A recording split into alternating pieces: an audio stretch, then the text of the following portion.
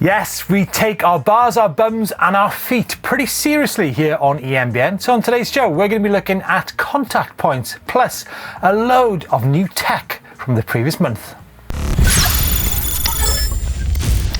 Hey Chris, I know you're a bum man, but hey listen, contact points are super important on an e-mounted bike, right? For comfort and also control. And I'm actually blown away by the amount of really good quality shoes that have come on the market in the past 6 months. We looked at the Crankbrothers shoe, from last month, but there's some new kids in the market, right? Yeah, Physique have been super busy. They've actually launched a couple of new shoes, and one is e-bike specific actually. So this is the Terra Ergo Lace X2, and it is a great looking option. So it's designed for e-biking with flat pedals, not clip pedals. They've done a lot of work on this, so it's a great looking shoe, so you can use it for a bit of everything.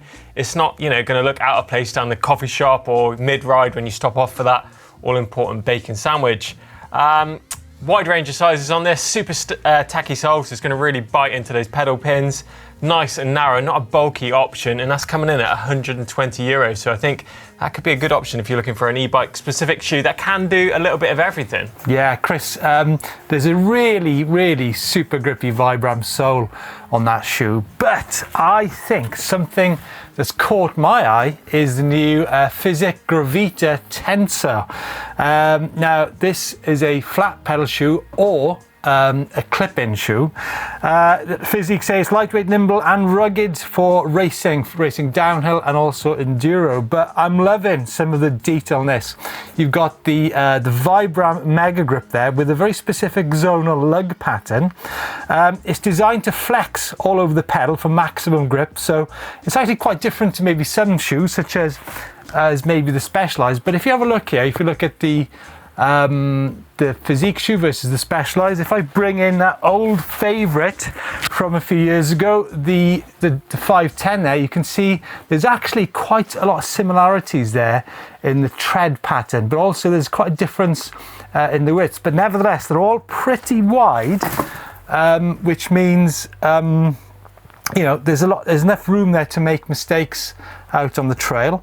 And I mean, this shoe really is loaded with detail. I mean, look at the scuff resistant size to it, super low profile.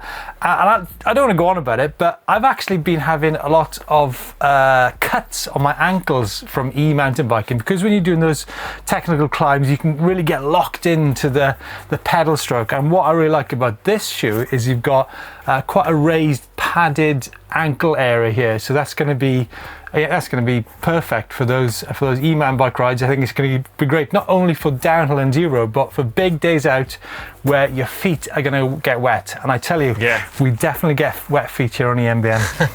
I think it's great, isn't it? We're seeing all these different manufacturers coming in. We originally had sort of 510 Specialized would kind of dominating the market, but now there seems to be loads of different options. So try and choose one that's best for you, I guess. Yeah. So Chris, let's have a chat about this whole business about hands on bars, bums on seat, and shoes on pedals, because as we mentioned earlier, they are really important for the control and the comfort on your e-mountain bike. So let's begin then with the humble old grip. Why are grips important? Well, they're important for weather conditions, for grip, for comfort, for safety, and there are no end of grips on the market, but there are some fine details which really need taken into consideration, right Chris? Yeah, one thing to be looking out for is of course going to be the compound that it comes in. Now Ergon do a couple of different compounds. We have the downhill compound and the trail compound. Both wear different and have different sort of feel out on the trails. And other companies such as Renthal, well, they offer their grips in loads of different compounds too. Then there is of course the pattern that is on the grip. For a lot, if you're crashing in winter and your grips get all muddy, then you want a design that's going to clear that mud away super quick. Yeah, and Ergon also offer their grips with a big padded section on the bar. So if you're on those big days out, it gives you a lot of support in the palm of your hand. But of course, if you're into your general trail riding, you can stick on a set of standard grips. It's going to make all the difference. Yeah, absolutely. Chris, I'm a big fan of the G1 Evo. Now it's got that, like you said, it's got that profile it's, you know, it's not a round grip. It's a kind of, I wouldn't like to explain the shape. It's kind of like more like an egg shape, but yeah, oval. Yeah. I think what's important is that the grip is actually linked to the upsweep and the back sweep of the handlebar. I know this sounds maybe getting into things in too much detail, but I go out on my road bike and actually get numb arms because I'm not in the right position. So if you're on big days out on your e-mountain bike, I think trying to focus in and get the most comfortable position is massive. And the grip, you know, really is central to that. I'd like to add one more thing, Chris, is actually certain color grips actually are better in different temperatures. I know that sounds ridiculous, but it's actually true, yeah. And I think one thing to add to that list too, Steve, is going to be the lock-on option. I think that's super important. Stop those grips flying off in bad conditions. You definitely want the lock-on ones. Yeah, Chris, grips really are a personal thing, and so too are seats, right? Now, my wife is always on to me about putting the seat that she's got on one bike onto another bike. I think seats come down to getting the fit right, and it's the only way to do it is through trial and error, right? But getting the right seat is what? finding a partner for life. So the wife had just said that, the wife just walked down the corridor. She says, finding the right seat is like finding the right partner for life. I mean, some people get it right first time, others spend their lifetime trying to find the right one. But joking aside, now, why do seats make a difference? Well, comfort, control, and also, if you think about the seat, I'll get a seat out, on an e-bike, you actually operate in different zones. The back part for climbing, and maybe the front part as well if it's super steep, and also that middle area there for the longer rides. But Chris, talk us through some of the detail on seats then. Yeah, so there's lots of different widths available with e-bike seats. You get the small, medium, you get the medium, large. So you need to go down to your bike shop and get your sit bones measured to make sure you're running that right width seat. And of course, that raised rear lip, like Steve mentioned, is really good for sitting you know, stopping you sliding off the back on those super steep climbs. And I also find it super comfy as well. And also think about the layers of material that are added to that seat. You'll notice that an e-bike seat is actually quite deep compared to a standard mountain bike saddle. Loads of different levels of material in there will make a big difference. And of course, the rail adjustment tends to be a little bit longer, I found, on some of the e-bike saddles, meaning that you can adjust that cockpit length, you know, get that saddle bang on, because there's so much adjustment you can actually do with those saddles. Nose down, nose up, slide it forward, slide it back. Literally endless, isn't it, Steve? Yeah, do you know what? I tend to actually go for a lower profile, non-e-mountain bike saddle for certain rides, maybe if it's downhill orientated, but for the bigger rides I definitely go for the e-bike specific. This is an Ergon which I've got here. These are the ones we use on the channel, and I truly believe that the raised back does definitely help you when it comes to those steeper climbs, to just get you locked into the bike as you're climbing. So there you go, seats, part 2 of our in-depth look into contact points, which only leaves one more, and this is a subject that we could actually talk about for days, weeks, months, years. Pedals. Now, you know, we're talking flats or clips. I don't think we're qualified to talk about clip-in pedals, Chris. I think we could just talk about flats, and I think most people on e-mountain bikes do actually ride in flats, right? Yeah, I think so. It seems to be a way a lot of people are going. I think we've seen some people, you know, mess with clips, but some people are using those mag peds as well. So you've got the magnetic style. Don't want to call it a clip pedal, it's like a magnetic flat, so it could be something to look into. Yeah, okay, so why do pedals make a difference? Well, control, comfort, performance, strength, and also longevity. Now, you know, it's pointless buying a super cheap pedal, which is going to wear out in a couple of weeks, but I think the control thing and the comfort thing is vitally important, and we're going to talk later about how it is actually linked in with shoes. But Chris, what things would you look for in a good e-mountain bike pedal? Well, I think the aggressive pins, you know, biting into your footwear is going to make a big difference to the grip levels, a decent concave platform on there, and of course quality bearings and the materials of that pedal and the axle bearings, things like that. And I think a lot of people tend to run quite big pedals. Well, I run the Crankbrothers stamp pedals in the large, and I notice you always run the small, Steve. So I'm thinking, you know, you can get a bit more ground clearance possibly with choosing that right size pedal. Yeah, you do hear people talk about pedal strikes on E-man bikes quite a lot, and yeah, possibly some of the time this is to do with the size pedals on the bike, but I think it's actually down to technique more than anything else. Yeah, but like you said, like talking about earlier, Chris, I think those pins, and I think having the pins linked with the shoe that you're running. Actually, I think have I got the right? No, I've got a left here and a right. Oh, there you go. I have got the right combination there.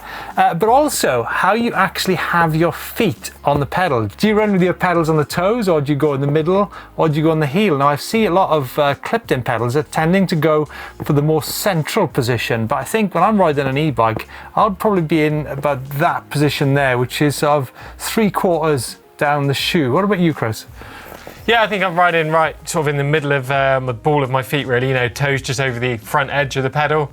But I think another thing to add to all that is the footwear that you wear as well, isn't it? It's super important to match that to the pedal. I think you'll see a huge difference if you use a cycling specific shoe rather than a set of Nike trainers, you know, that you go jogging in around the local woods. I think it's an important match. It definitely makes a difference too, doesn't it? Now, Chris, talking about pedals, how about these? These are the new Crankbrothers Stamp 7s, and these are in Oil Slick. What about those, eh? Yeah, super pimp, aren't they? I think the good thing about those stamps is that they come in a wide range of different sizes and price options too, so you can get a basic stamp pedal, forget the price, but they come in at a budget kind of price, all the way up to those big pimp pedals that you've just got, you know, you're adding there. Yeah, these are the Oil Slicks, and they're quite rare apparently. Chris, have you got any of these? No, not any of those. They look really good.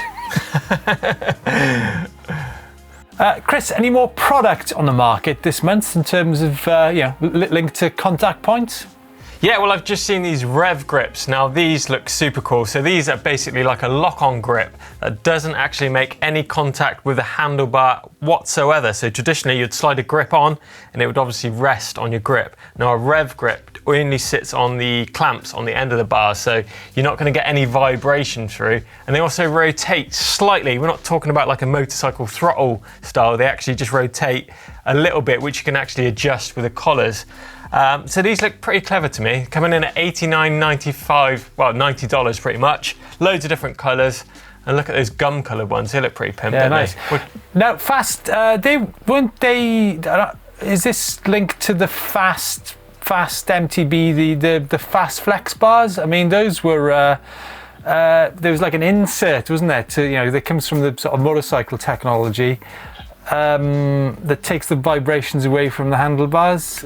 Similar kind of thing or different? Yeah, similar kind of thing. So the Fast Flex bars, as you mentioned, they've been around on motorbikes for about 20 years now, and they've developed this e-mountain bike bar. So this has a little insert in there, which is going to take away all that flex vibration from the trail by flexing a little bit. We're not talking about handlebars that literally have suspension in, just taking away that buzz. They say it really cuts down on fatigue and obviously taking away that trail sort of buzz from every ride. Yeah. So we've been talking about contact points. We're talking about shoes. So it may be appropriate, Chris, that we look at a few new clothing offerings that have come on the market this month. Now, I saw Raceface come out with a new range of tops, shorts, trousers, bum bags, and whatnot. But also Troy Lee have got a Mondraker collection coming on market, right? Yeah, so I think if you're owning a Mondraker bike and you want to look super cool at the trails this year, then I think you need to take a look at this kit from Troy Lee. As Steve's mentioned, they've done a collab with Mondraker. So you've got the A3 helmet, the recently released open face helmet with a Troy Lee Mondraker paint job on it, sprint jersey, Skyline short sleeve top, Skyline shorts, and of course the gloves to finish that whole look off. I think it's really pimp looking stuff. You're going to look proper factory. Or alternatively, you can go to the EMBN shop and get some gold and black t-shirts, or maybe check out the merch. Or you can get some green t-shirts or red t-shirts or blue t-shirts. But moving back to the bike now, Granite Design have got a new multi-tool in their steerer, Chris. Yeah, so it's not an actual new tool. It's basically, if you've got the SWAT tool on your Specialized bikes, you've got that little flip-top cap, you know, the Allen key comes rising out the fork steerer. This is a little cap that can actually replace the Specialized version, and it's really good if you want to run a Garmin on there, so you can directly mount a Garmin on top of that SWAT tool cap. You know, you can still use your tool inside, but it's just going to double up as a Garmin mount too, so it just neatens your bars up, and it takes all that junk off your handlebars and puts it on the stem, so you can see it nice. So yeah, wow. Good stuff. Yeah, I like the look of that. Junk on the handlebars, eh? So folks, that's it for our Contact Points tech show. Let's know your thoughts on those new Physique shoes, both the eMTB specific ones and also the downhill ones. Super light, rugged, lightweight, great materials on there. You know, I think it's, you know, I think shoes, like I said earlier, they really have increased dramatically over the past 12 months. There's some, you know, there was a time when there was only the 510 on the market, but there's loads of offerings now. Yeah, get involved. Love to hear from you guys. Give us a thumbs up if you enjoyed it, and make sure you subscribe to us here on eMBN, and we shall see you next month.